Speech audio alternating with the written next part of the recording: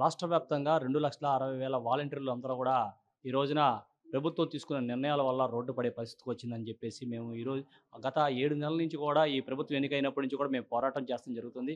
నిమ్మక నీరెత్తన పరిస్థితుల్లో ఈ ప్రభుత్వం ఉన్న నేపథ్యంలో అనేకమైన కార్యక్రమాలు చేసుకుంటూ ఇప్పటికే వీధి పోరాటాల పేరుతో అనేకమైన చేసుకుంటూ వచ్చి గాంధీ గారి మార్గంలోనే గాంధీ మార్గం అంటూ గాంధీ గారికి వినతి పత్రాలు ఇస్తూ అనేకమైన శాంతియుతమైన కార్యక్రమాలన్నీ కూడా చేస్తున్నప్పుడు కూడా ప్రభుత్వానికి నిమ్మక నీరెత్తిన పరిస్థితులు ఉంది. గడిచిన కొద్ది రోజుల క్రితమే 50 గంటల దీక్ష విజయవాడలో చేయడం జరిగింది.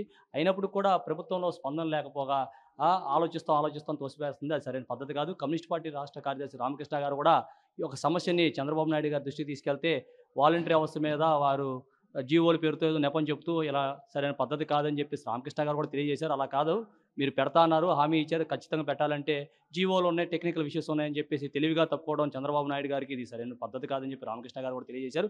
అది కూడా మా దృష్టికి తీసుకొచ్చారు. ఖచ్చితంగా వీధి పోరాటాలు మేము బిగిన్ చేయబోతున్నాం.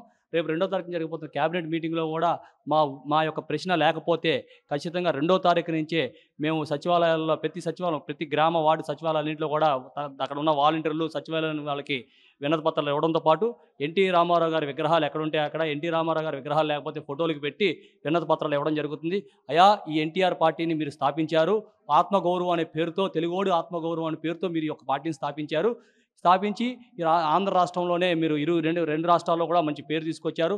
మాట అంటే మాట నిలబడే పార్టీగా మీరు వెనకబడిన వర్గాలకి మేము ఉన్నామంటూ తీసుకొచ్చిన విధానాన్ని చంద్రబాబు నాయుడు గారికి గుర్తుచే ఈరోజు చంద్రబాబు నాయుడు గారు ఆధిపత్యం నడుస్తున్న ఈ టీడీపీలో ఖచ్చితంగా వారికి మంచి మనసు రావాలి. వాళ్ళ మనసులోకి వెళ్ళి నువ్వు హామీ ఇచ్చావు, హామీని నిలబెట్టుకోవాలి, టీడీపీ హామీ ఇస్తే నిలబెట్టుకుంటుంది, ఎన్ని ఇబ్బందులైనా సరే నిలబెట్టుకునే బాధ్యత టీడీపీ పార్టీకి ఉంది, దానికి ఈరోజు నువ్వు అధ్యక్షుడిగా ఉన్నావు, నువ్వు ఖచ్చితంగా ఇది అమలు చేయాల్సిందే అబ్బాయి అని చెప్పేసి రామారావు గారు కూడా ఆయన మనసులోకి వెళ్ళి చెప్పాలని చెప్పేసి ఆయనకు కూడా వినతి పత్రం ఇవ్వడం జరుగుతుంది 2వ తారీఖున.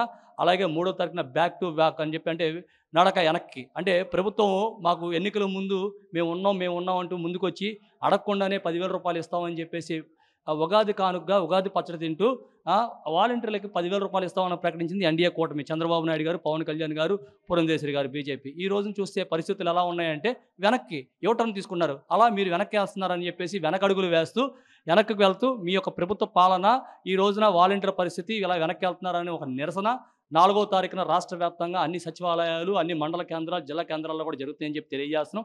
అలాగే 3వ తారీఖు 2, 3, 4వ తారీఖు వచ్చేపాటికే ఖచ్చితంగా ఎక్కడికక్కడ నిలువెత్తు మోకాల దండ కానీ లేకపోతే భిక్షాటన చేసుకోవడం కానీ రకరకాలమైన అక్కడ ఉన్న పరిస్థితులకు అనుగుణంగా రాష్ట్ర వ్యాప్తంగా కూడా భిక్షాటన ప్రోగ్రాం జరుగుతుంది.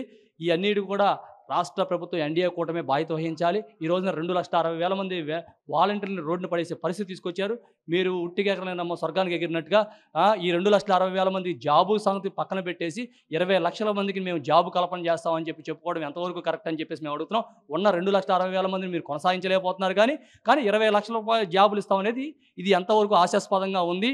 అన్నం ఉడికింది ఒక మెతికి చెప్పినట్టుగా మీ యొక్క పాలన ఈ 6 నెలల్లో ఈ యొక్క పదంతోనే చెప్పగలుగుతున్నాం మేము. సరైన పద్ధతి కాదు. మంచి ప్రభుత్వం అని చెప్పుకుని స్టిక్కర్లు వేసుకోవడం కాదు, మంచి ఆలోచనతో మంచిగా నడవాలని చెప్పేసి మీడియా రూపంలో మేము ప్రభుత్వాన్ని తెలియజేస్తున్నాం.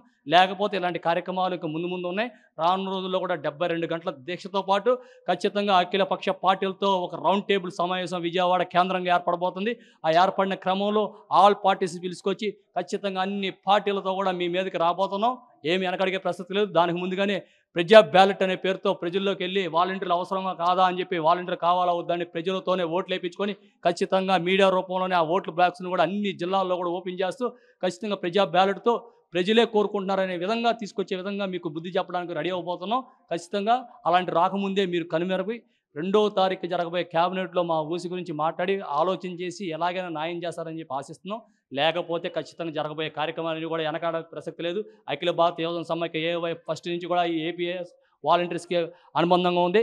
ఖచ్చితంగా అలాంటి ఫైటే చేయబోతుంది. రాష్ట్ర వ్యాప్తంగా ఏవైఎఫ్ వాళ్ళకి అండదండలు ఇస్తూ ఖచ్చితంగా ఈ ఉద్యమం నెరవేరే వరకు, ఉద్యోగ భద్రత కల్పించేంత వరకు, వాళ్ళ ఎన్నికల వాగ్దానం అమలు చేసేంత వరకు ఈ పోరాటం ఉంటుందని చెప్పేసి మీడియా రూపంలో చంద్రబాబు నాయుడు గారికి ఎన్డీఏ కూటమి తెలియజేయడం జరుగుతుంది.